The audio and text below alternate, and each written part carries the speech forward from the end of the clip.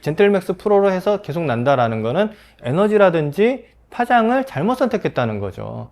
보통은 사실은 잘 하시는 분들 같은 경우는 6회에서 10회 사이에서 끝내요. 일반적으로는. 솜털 같은 거는 날 수는 있는데 굵은 턴들은 평생 안 납니다.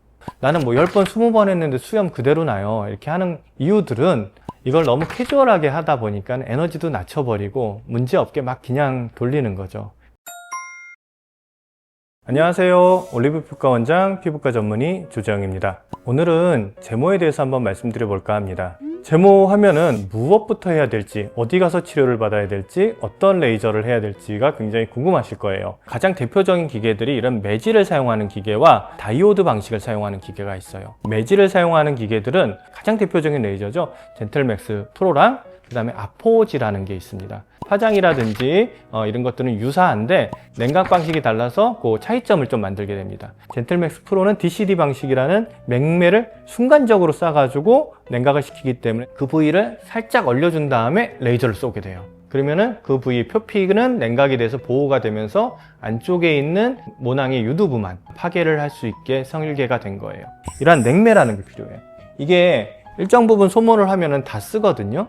그래서 이거를 계속해서 갈아줘야 되는 거예요. 냉매가 필요하고 기계 가격도 조금 더 비싸고 하기 때문에 고가에 형성이 되어 있죠. 근데 그것도 단점이 있어요. 피부가 짙은 사람들 같은 경우는 냉매에 의해서 자극을 받거든요. 냉매에 의해서 자극을 받으면 냉매에 의해서도 염증이 생기거나 색소 침착이 생길 수가 있어요. 아포지 같은 경우는 차가운 바람을 내가지고 냉각을 시키는 방식이기 때문에 좀 더 편하게 쓸 수 있는 방식이고 냉매에 의한 좀 부작용을 조금 줄일 수 있는 방식이다라고 생각을 하시면 됩니다. 좋고 나쁘고의 문제는 아니에요. 각각의 특징이 있는 거지. 근데 우리가 의사들 사이에서는 젠틀맥스 프로가 가장 효과적이고 효율적인 제모 방식이다라고 얘기를 해요. 대신에 가격이 비싸죠. 제모 장비 중에서는 제일 비쌉니다.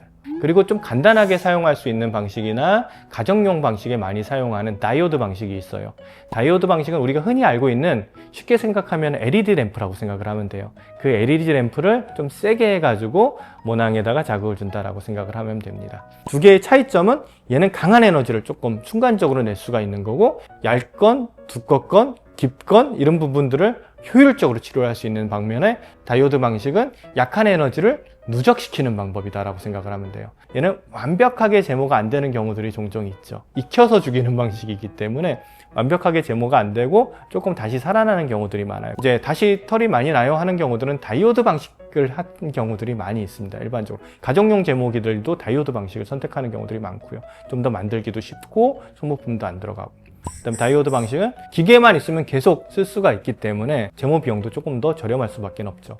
보통은 이제 넓은 면적이라든지 이런 면적들을 이렇게 돌려가면서 에너지를 축적시켜서 털을 좀 억제하는 쪽의 제모 레이저다라고 보시면 더 타당해요. 그러면은 어떤 방식으로 이제 제모가 되느냐? 이게 중요하죠. 제모라는 거는 털은 검은색이죠, 보통. 물론 백인들이나 이렇게 노란색 털들은 사실은 뭐 제모가 잘 안 돼요. 특히나 이제 백발이 되면은 제모가 거의 안 된다라고 보시면 됩니다. 어떤 식으로 제모가 되냐면은 멜라닌 색소에 에너지가 흡수가 되는 거예요. 근데 이 멜라닌 색소가 어디에 풍부하냐면은 털이 이렇게 있으면은 털에 유두부라는 게 있어요. 거기에 이제 동그랗게 이제 털을 만드는 부위들이 있거든요. 거기에 멜라닌 색소가 풍부해요.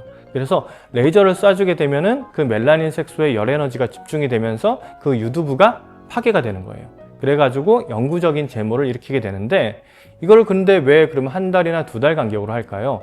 그 이유는 이 멜라닌 색소는 모낭의 생장기에만 풍부해요. 그래서 생장기로 바뀌는 모낭들을 타겟으로 하기 때문에 계속 한 달에 한 번씩, 그러니까 휴직이나 퇴행기에 있는 모발들은 잘 반응을 안 해요. 그래서 일부러 한 달이나 두 달 간격을 두고, 제가 항상 드리는 말씀이지만은 레이저의 종류도 중요하지만은 시술자가 어떻게 하느냐가 굉장히 중요해요. 왜냐면은 이 사람의 털이 어느 정도 굵기고 어느 정도 깊이에 위치해 있고 어느 정도의 에너지를 써야 되며 어떤 파장을 써야 되고 피부에 손상을 안 주려면 어떻게 써야 되느냐라는 거를 결정하는 거는 결국은 시술자이기 때문에 시술자의 판단이 굉장히 중요해요. 제가 그래서 이걸 가져 나온 거예요. 이게 왜 가져 나왔냐면 이게 XLV 플러스라는 건데, 이게 원래는 혈관 치료나 뭐 동양인들한테서는 색소 치료에 많이 사용하는 레이저거든요.